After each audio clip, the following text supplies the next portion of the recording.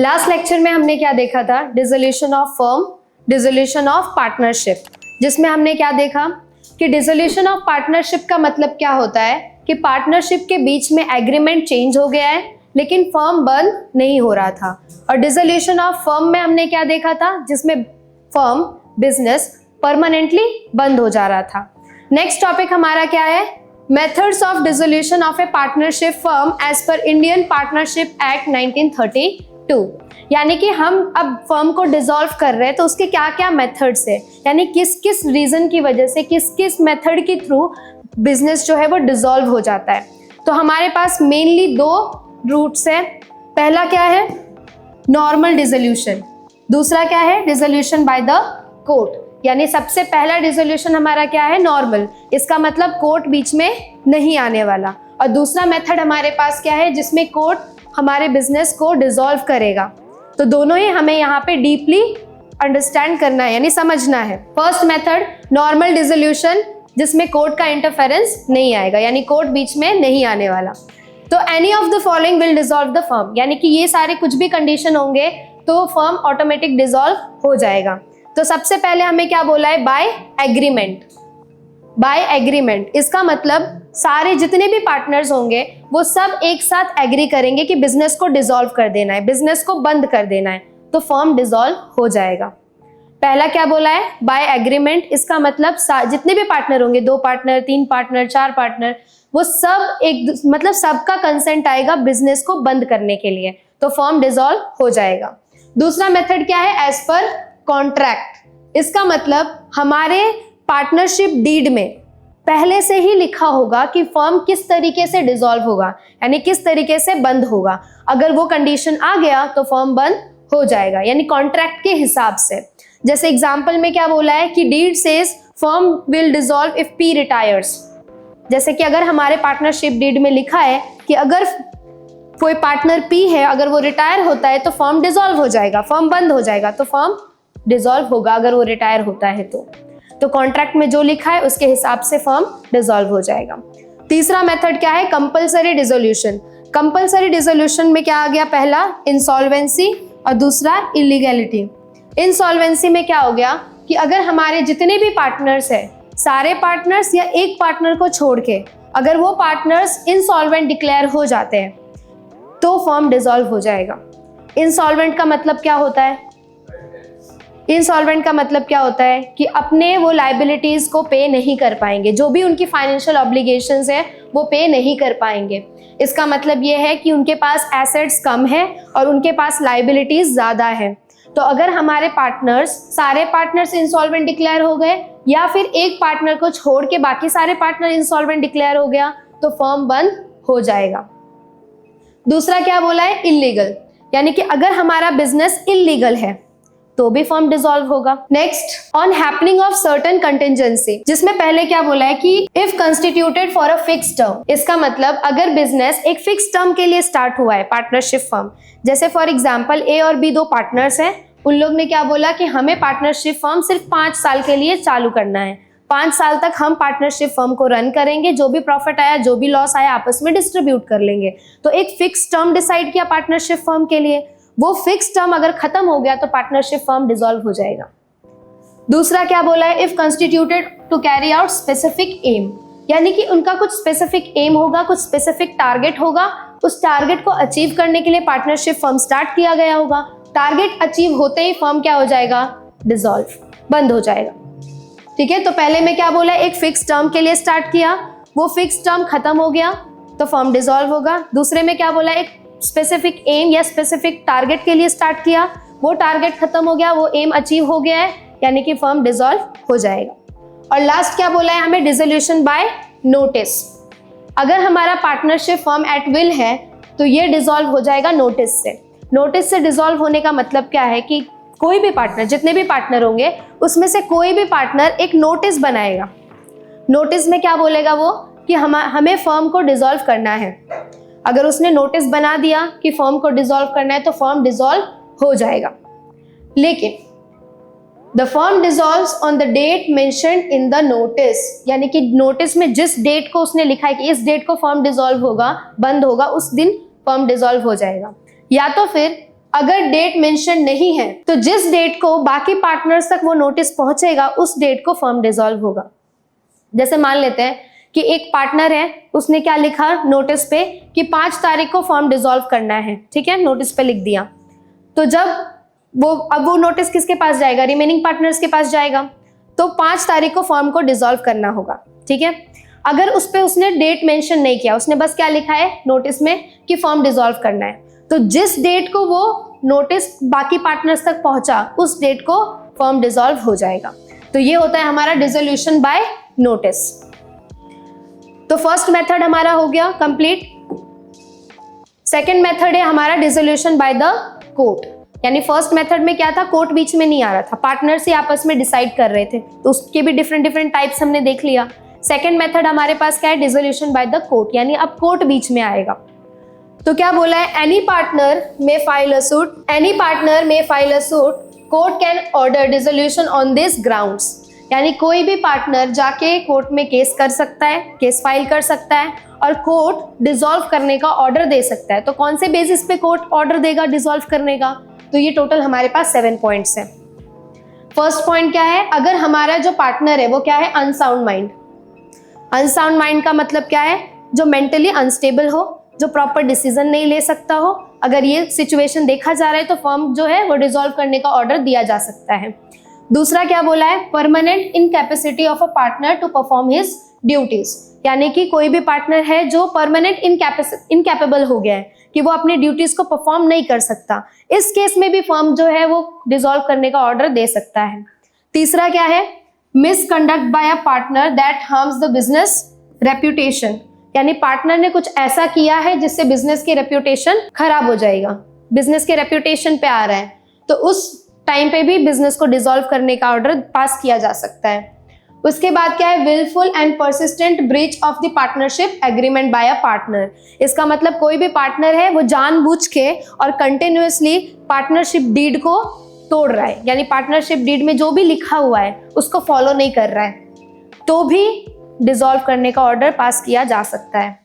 Transfer of whole interest by a partner to an outsider without consent. अब क्या होता है कि पार्टनरशिप फर्म में जैसे 3 पार्टनर्स हैं, अब एक पार्टनर सोच रहा है कि मैं अपना उसका जो भी हिस्सा वगैरह होगा पार्टनरशिप में, वो सोच रहा है मैं किसी थर्ड पार्टी को दे देता हूँ बिना 2 पार्टनर से पूछे हुए, तो ये चीज़ नहीं हो सकता। तो क्या बोला है यहाँ पे कि उसने अपना पूरा इंटरेस्ट पार्टनर ने किसी आउटसाइडर को दे दिया बिना दूसरे पार्टनर से के कंसेंट के, तो ये चीज़ भी नहीं होना चाहिए। अगर हुआ तो फर्म जो है वो डिसॉल्व हो सकता है, अगर कोर्ट ने ऑर्डर दे सकते हैं। आगे क्या बोला है, continuous losses business can't be carried on expected at a loss. यानी बार बार बिजनेस जो है वो लॉस मेकिंग है, बार बार लॉस ही, कंटिन्यूअसली लॉस ही बना रही है, प्रॉफिट नहीं हो पा रहा है, बिजनेस का ग्राफ, प्रॉफिट एंड लॉस का ग्राफ नीचे ही जा रहा है, तो भी कोर्ट पास कर सकता है ऑर्डर की फर्म को डिसॉल्व कर दो। और लास्ट क्या है, any other fair and reasonable reason to close. अगर कोर्ट को ऐसा लगता है कि और भी बहुत सारे रीजंस होंगे, अगर उसको कोई फेयर एंड रीजनेबल रीजन लगा बिजनेस को बंद करने के लिए, तो वो कर सकता है। तो टोटल 7 पॉइंट्स है जिसमें कोर्ट जो है वो ऑर्डर पास कर सकता है फर्म को डिसॉल्व करने के लिए। Next topic, legal and other provisions for accounting settlement of dissolution. यानी कि क्या क्या लीगल एंड अदर प्रोविजन है कि हम जब डिसॉल्व करने के टाइम पे जो अकाउंटिंग सेटलमेंट करेंगे, क्योंकि अकाउंटिंग तो करना होगा, सेटलमेंट तो करना होगा, यानी सारे बुक्स को क्लोज तो करने होंगे क्योंकि फर्म बंद हो रहा है, तो क्या क्या प्रोविजंस है जो हमें फॉलो करना है, जिसको हमें ध्यान में रखना है। तो सबसे पहले क्या बोला है, for loss of A firm. अगर बिजनेस में लॉस होता है, अगर हमारे फर्म में क्या हो रहा है, लॉस हो रहा है, तो कैसे उस लॉस को कवर करेंगे। तो हमें क्या बोला है कि जब भी फर्म डिसॉल्व होता है तो लॉसेस होंगे। लॉसेस होंगे क्यों, क्योंकि एसेट्स को अगर हम बेच रहे हैं तो हो सकता है कि वो कम वैल्यू में बेचा जाए, क्योंकि बिजनेस बंद हो रहा है तो एसेट्स को बेचा जाएगा, तो हो सकता है 1 लाख का एसेट है 80,000 में बिका हो तो 20,000 का तो लॉस हुआ। और liability is more than asset, या फिर एसेट से ज्यादा लाइबिलिटीज है, तो दोनों ही केस में क्या हो रहा है, हमारे पास लॉस हो रहा है। तो उस लॉस को कैसे कवर किया जाए, तो इंडियन पार्टनरशिप एक्ट के अकॉर्डिंग क्या बोला है, पहला step, first step, losses should be written off against the firm's profit if there is any left. यानी कि अगर हमारे बिजनेस में लॉस है तो उस लॉस को पहले कहाँ से कवर करना है, फर्म के प्रॉफिट से। अगर बिजनेस में कोई भी प्रॉफिट बचा हुआ होगा तो उस प्रॉफिट से पहले लॉस को कवर करो, यानी राइट ऑफ करो, यानी पहले उस लॉस को सेटल करो। अगर सेकंड स्टेप, अगर प्रॉफिट्स इनफ नहीं है, यानी इतना भी प्रॉफिट नहीं है कि अभी जो लॉस आया है उसको कवर किया जा सकता है, राइट ऑफ किया जा सकता है, तो नेक्स्ट स्टेप क्या होता है कि हम पार्टनर के कैपिटल अकाउंट से एडजस्ट करेंगे। कहां से करेंगे? पार्टनर के कैपिटल अकाउंट से। और पार्टनर के कैपिटल अकाउंट से भी एडजस्ट नहीं हुआ, अगर इतना बड़ा लॉस है, तो तीसरा स्टेप क्या बोला है कि पार्टनर को अपने पर्सनल प्रॉपर्टी में से लेके आना होगा उनके पीएनएल रेशियो के हिसाब से, क्योंकि पार्टनर की लायबिलिटी क्या होती है? अनलिमिटेड।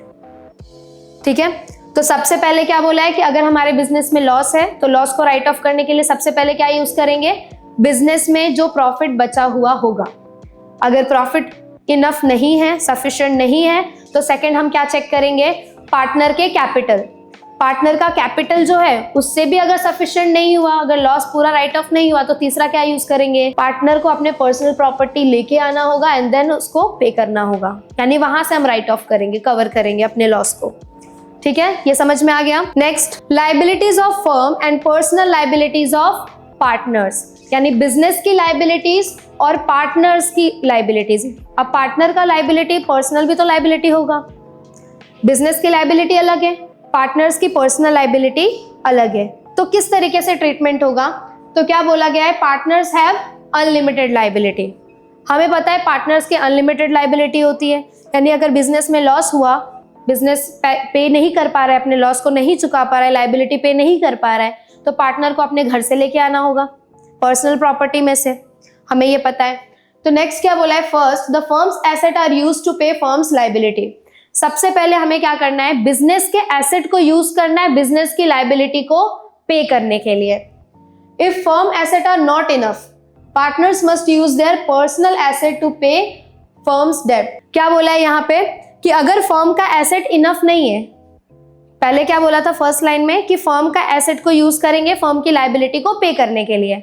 सेकेंड लाइन में क्या बोला है कि अगर फर्म का एसेट इनफ नहीं है पे करने के लिए, तो हम क्या करेंगे? पार्टनर्स को अपने पर्सनल एसेट्स लेके आने होंगे बिजनेस के डेट्स को चुकाने के लिए, बिजनेस की लायबिलिटीज को पे करने के लिए। ध्यान क्या रखना है? Personal asset first settle personal debts, if anything is left then it can be used for firm's debts. इसका मतलब कि बिजनेस में लायबिलिटी है, बिजनेस का कुछ लॉस है, बिजनेस के एसेट से वो लायबिलिटी पे नहीं हो पा रहा है, तो हमने क्या बोला पार्टनर्स को कि आपको अपने पर्सनल प्रॉपर्टी में से लाना होगा और बिजनेस के डेट को चुकाना होगा। करेक्ट, यहाँ तक क्लियर था।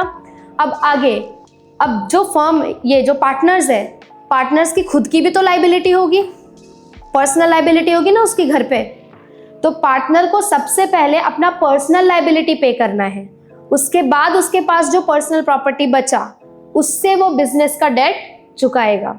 आया समझ में?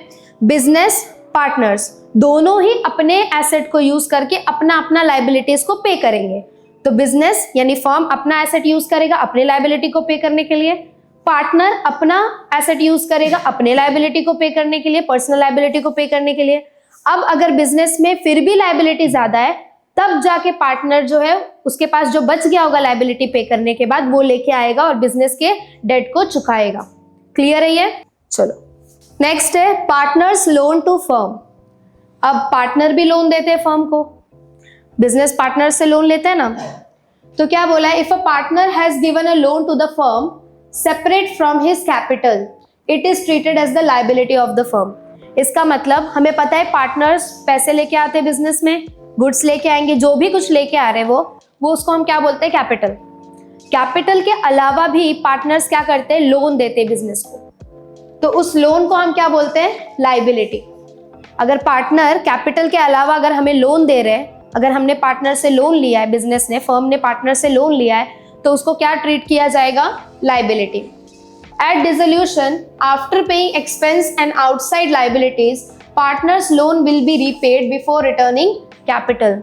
जब बिजनेस बंद होता है, डिसॉल्व होता है, क्या बोला है? जब बिजनेस बंद होता है तो हम सबसे पहले क्या करते हैं? एक्सपेंस पे करेंगे, उसके बाद आउटसाइड लायबिलिटी। आउटसाइड लायबिलिटी का मतलब थर्ड पार्टी लायबिलिटी, जो हम बाहर किसी दूसरे से जो हमने जो भी कर्जा लिया होगा उसको पे करेंगे। तो एक्सपेंस और आउटसाइड लाइबिलिटी को पे करने के बाद हम किसको पे करेंगे? पार्टनर्स लोन को। किससे पहले? तो पार्टनर्स के कैपिटल को रिटर्न करने से पहले। ठीक है, क्या बोला गया है कि बिजनेस में क्या करना है? सबसे पहले एक्सपेंस पे करना होता है डिसोल्यूशन के टाइम पे। एक्सपेंस पे करने के बाद जो थर्ड पार्टी से जो हमने लोन वगैरह लिया होगा या लाइबिलिटी जो भी होगा, तो वो हमें पे करना है। वो पे करने के बाद अब इनसाइड देखेंगे बिजनेस के अंदर, तो बिजनेस के अंदर सबसे पहले क्या चुकाना है हमें? पार्टनर का लोन। पार्टनर का लोन चुका देंगे, उसके बाद कैपिटल पे आएंगे।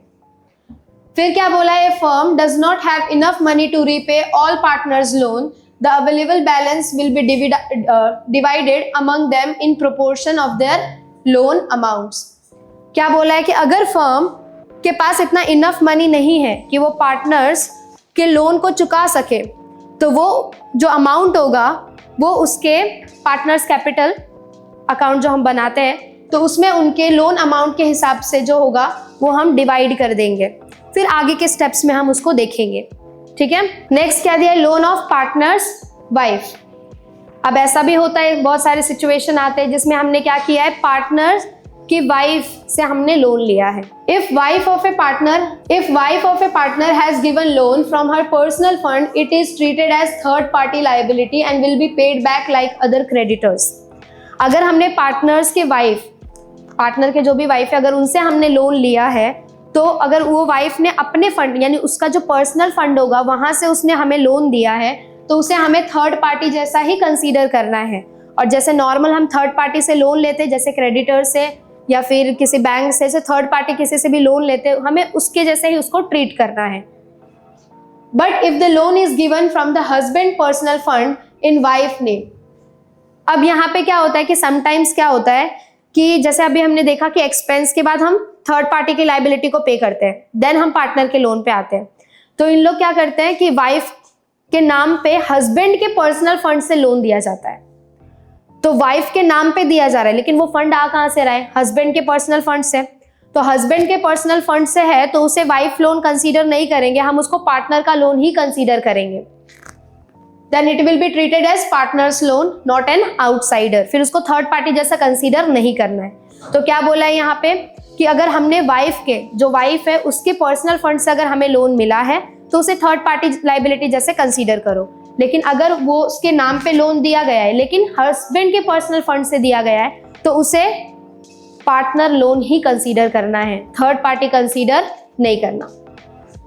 लास्ट बोला है लायबिलिटी ऑफ पार्टनर्स। तो liability of partners is unlimited. Unlimited है। अगर बिजनेस में लायबिलिटीज ज्यादा है, लॉसेस हो रहे हैं, तो पार्टनर्स को पर्सनल एसेट्स बेच के भी लाना होगा, पर्सनल प्रॉपर्टी लेके आना होगा। If one partner becomes insolvent, unable to pay, the other solvent partner must pay on his behalf too in their P&L ratio. अगर ऐसा होता है कि 3 पार्टनर्स हैं, 3 पार्टनर में से एक पार्टनर इंसॉल्वेंट डिक्लेयर हो गया, अब वो तो नहीं ला सकता अपनी पर्सनल प्रॉपर्टी, तो क्या करना होगा? जो बाकी के 2 पार्टनर्स बचे उनको लाना होगा उसके बिहाफ पे भी। पार्टनरशिप है ना, तो अगर एक इंसॉल्वेंट डिक्लेयर हो गया तो बाकी के जो पार्टनर्स होंगे तो उनको ही लेके आना होगा इसके बिहाफ पे भी। Last, dissolution of assets, realisation of firm. When firm's asset are sold, the money is distributed in a fixed order. अब हमने क्या देखा कि अगर बिजनेस बंद हो रहा है तो हम बिजनेस के एसेट्स को क्या करेंगे? बेच देंगे। तो बेचेंगे तो जो भी पैसा आएगा उस पैसे को पेमेंट कैसे करेंगे? मतलब पहले क्या पे करेंगे, उसके बाद क्या पे करेंगे, एक सीक्वेंस ऑर्डर होता है। तो जब एसेट को बेचा जाता है तो जो भी मनी हमारे पास आया उसको एक फिक्स ऑर्डर में हमें डिस्ट्रीब्यूट करना है। सबसे पहले हमें क्या पे करना है?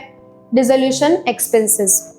बिजनेस में जो भी डिसोल्यूशन के टाइम पे एक्सपेंसेस आ रहा है, जनरेट हो रहा है, वो सबसे पहले पे करना है। वो पे कर दिया, अब हमारे पास पैसा बचा हुआ है, तो सेकंड क्या पे करेंगे? आउटसाइड लायबिलिटीज यानी थर्ड पार्टी लायबिलिटीज। जो आउटसाइडर से हमने जो भी लोन वगैरह लिया होगा उसको हमें पे करना है। सेकंड, वो भी पेमेंट हो गया, फिर भी पैसा बचा है, तो नेक्स्ट किसको पे करना है? पार्टनर के लोन को।